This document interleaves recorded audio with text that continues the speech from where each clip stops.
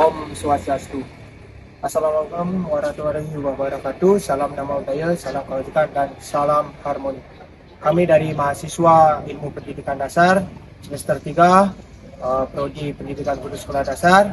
Di sini kami dari kelompok 1 akan membuat tugas mata kuliah asesmen dan evaluasi pembelajaran. Menjelaskan tentang pengertian validitas tes. Jadi, validitas berasal dari kata validity yang mempunyai arti sejauh mana ketepatan dan kecermatan suatu alat ukur dalam melakukan fungsi ukurannya. Selain itu, validitas adalah suatu ukuran yang menunjukkan bahwa variabel yang diukur benar-benar yang hendak diteliti oleh peneliti, menurut Dantes 2017. Validitas instrumen penilaian dibagi menjadi 4, yaitu validitas isi atau content validity, yang artinya validitas isi dipandang dari segi isi alat ukur itu sendiri. Yang kedua, validitas empirik. Validitas empirik atau validitas bandingan merupakan sebuah tes yang memiliki kesalahsihan empirik jika hasilnya sesuai dengan pengalaman, menurut Harsiati tahun 2011. Selanjutnya yang ketiga yaitu validitas konstruk atau konstruk validity. Merupakan konsep atau rekaan, konsep atau pemikiran cerdas yang tentang sesuatu objek, baik yang berhubungan dengan aspek-aspek kognitif, afektif, tentang suatu objektif maupun psikomotor, yang disusun menurut pandangan seseorang.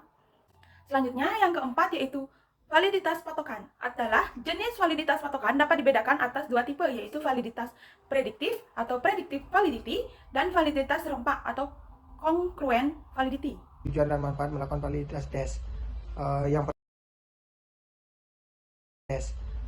Yang pertama yaitu memastikan keakuratan pengukuran. Dengan tujuan validitas tes bertujuan untuk memastikan bahwa instrumen pengukuran benar-benar mengukuran apa yang diinginkan.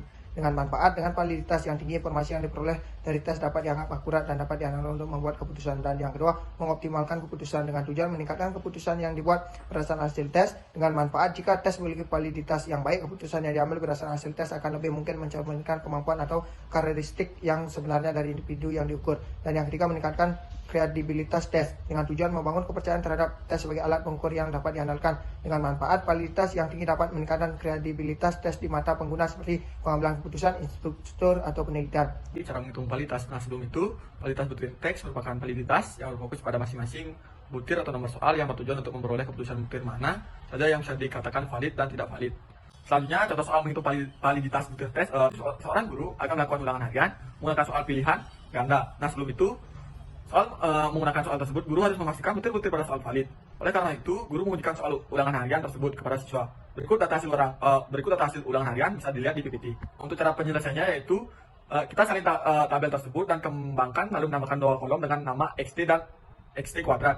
Langkah kedua itu kemudian hitung tiap-tiap benar siswa di nomor butir soal. Langkah ketiga selanjutnya dijumlahkan. Langkah keempat, untuk mencari XT kuadrat dengan mengkalikan hasil dari XT. Untuk tabelnya bisa dilihat di PPT. Langkah kelima, mencari rata-rata skor atau MT dengan rumus sigma XT per N. MT sama dengan sigma 74 per 13, mendapatkan hasil 5,70. Kemudian langkah keenam itu mencari standar deviasi dengan rumus akar sigma XT kuadrat per N dikurang sigma XT per N kuadrat. Selanjutnya dimasukkan rumus sigma XT kuadrat itu yaitu 442 per N-nya itu 13 dikurang XT kuadrat itu juga 74 per 13 kuadrat sama dengan akar 34 dikurang 5,70 kuadrat menghasilkan akar 3,4 dikurang 32,49. Jadi sama dengan akar 1,51. Akar 151 adalah 1,22. Jadi standar deviasinya adalah 1,22. Selanjutnya untuk mencari MP. Nah, misalnya pada butir soal nomor 1, siswa yang menjawab benar pada butir soal nomor 1 adalah sebanyak 6 siswa yang terdiri dari nomor 1, 2, 5, 7, 9, dan 11. XT masing siswa tersebut adalah 5, 5, 7, 6, 7, 6. Jika dijumlahkan adalah 36. Jadi NP butir soal nomor 1 adalah 36 per 6 sama dengan 6. Langkah ke-8 yaitu hasil perhitungan validasi butir soal nomor 1. Dengan rumus YPBI sama dengan MP dikurang MT per ST akar P per Q. Selanjutnya, YPBI sama dengan MP-nya itu 6 dikurang MT yaitu 5,70 per 1,22 per akar 0,46 per 0,54 menghasilkan jawaban 0,3 per 1,22 akar 0,85 sama dengan 0,24 dikali 0,92 menghasilkan 0,22. Jadi untuk koefisien korelasi yaitu 0,22, sedangkan untuk R tabelnya 0,514. Jika nilai koefisien korelasi lebih dari nilai koefisien korelasi dari R tabel, maka koefisien korelasi butir tidak valid. Maka didapatkan disimpulkan bahwa R hitung 0,22 lebih dari R tabel 0,514, sehingga untuk butir soal nomor 1 tidak valid. Untuk tabelnya bisa dilihat di PPT. Dalam menghitung validitas perangkat tes dan contohnya. Salah satu validitas yang umum digunakan yaitu dengan menghitung relasi antara skor tes dan suatu kriteria eksternal yang dianggap sebagai standar luas atau ukuran keberhasilan. Adapun contoh soal menghitung validitas perangkat tes yaitu penulisan pengumpulan data dari 13 mahasiswa dan mencatat jumlah jam mata kuliah per hari X dan nilai ujian Y. Jadi R sama dengan N sigma X Y dikurang sigma X dikali sigma Y dibagi akar dari N sigma X kuadrat dikurang sigma X kuadrat dikurang N sigma kali Y kuadrat dikurang sigma Y. Jadi R sama dengan 13 dikali 3,865 dikurang 49 dikali 1052 dibagi akar dari 13 kali 213 pangkat 2 dikurang 49 pangkat 2 dikurang 13 kali 80.468 pangkat 2 dikurang 1052. Jadi R sama dengan 50,245 dikurang 51,548 dibagi akar dari 2.769 dikurang 49 kali 1046,084 kurang 1052. Jadi R sama dengan min 1303 dibagi akar dari 2720 dikurang 5916. Jadi hasilnya yaitu min 1303 dibagi 52,15 dikali 76,915 sama dengan min 1303 dibagi 4011. Jadi hasilnya yaitu min 0,324. Nilai R-nya sama dengan min 0,324, sedangkan nilai R tabelnya sama dengan 0,553. Jadi bisa disimpulkan bahwa R hitung kurang dari R tabel sama dengan min 0,324 kurang dari 0,553, artinya korelasi persen bernilai negatif, maka hubungan antara jumlah jam mata kuliah dengan nilai ujian hasil. Selanjutnya ada materi pengertian reliabilitas perangkat tes. Reliabilitas tes menunjukkan pada pengertian apakah suatu tes dapat mengukur secara konsisten suatu yang akan diukur dari waktu ke waktu. Banyak ahli yang menjelaskan pengertian reliabilitas, diantaranya adalah yang pertama ada Wiersma, menyatakan reliabilitas adalah konsistensi dari suatu instrumen untuk mengukur suatu yang hendak diukur. Yang kedua ada Grondun, menyatakan bahwa reliabilitas adalah konsisten skor instrumen, yaitu seberapa jauh konsistensi skor itu dari satu pengukuran ke pengukuran lain. Adapun Yusuf 2015 menyebutkan beberapa faktor yang mempengaruhi reliabilitas alat ukur. Faktor-faktor tersebut diantaranya, yang pertama ada konstruksi item yang tidak tepat sehingga tidak mempunyai daya beda yang kuat. Yang kedua ada panjang atau pendeknya instrumen. Yang ketiga, evaluasi yang subjektif akan menurunkan reliabilitas.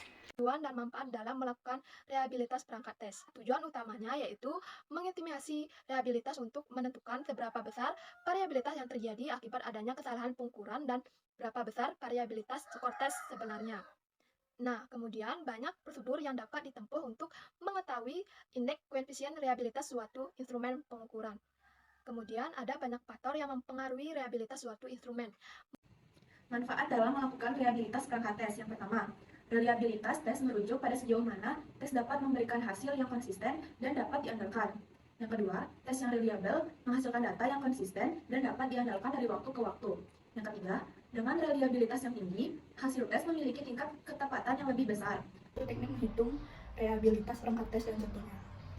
Jadi rumus realannya yaitu R11 sama dengan 1 dikurang SD kuadrat per SD kuadrat. Jadi keterangannya yaitu SD kuadrat sama dengan varians beda, sedangkan SD kuadrat sama dengan varians skor total.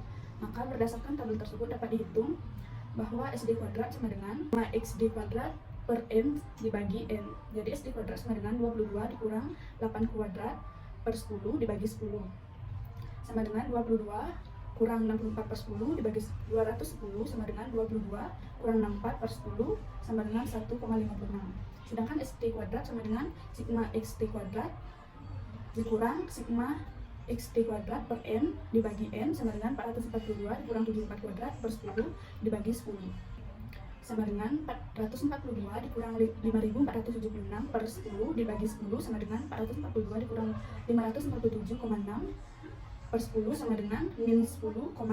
Jadi R11 sama dengan 1 dikurang SD kuadrat per SD kuadrat sama dengan 1 dikurang 1,56 per min 10,56 sama dengan 1 dikurang min 0 147 sama dengan hasilnya yaitu 1,147.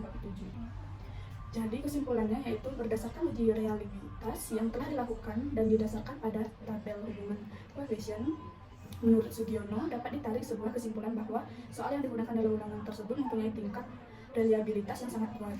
Karena hasil ujian reliabilitas sebesar 1.147 yang termasuk ke dalam kategori sangat kuat.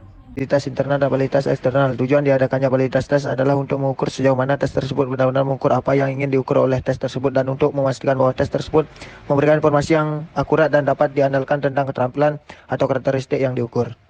Baik, sekian pemaparan materi dari kelompok kami. Apabila ada kesalahan kata atau yang tidak berkenan di hati kalian, kami mohon maaf sebesar-besarnya. Akhir kata kami tutup dengan para masadi. Om Santi, Santi, Santi Om. Wassalamualaikum warahmatullahi wabarakatuh. Salam namo budaya, salam kebajikan dan salam harmoni.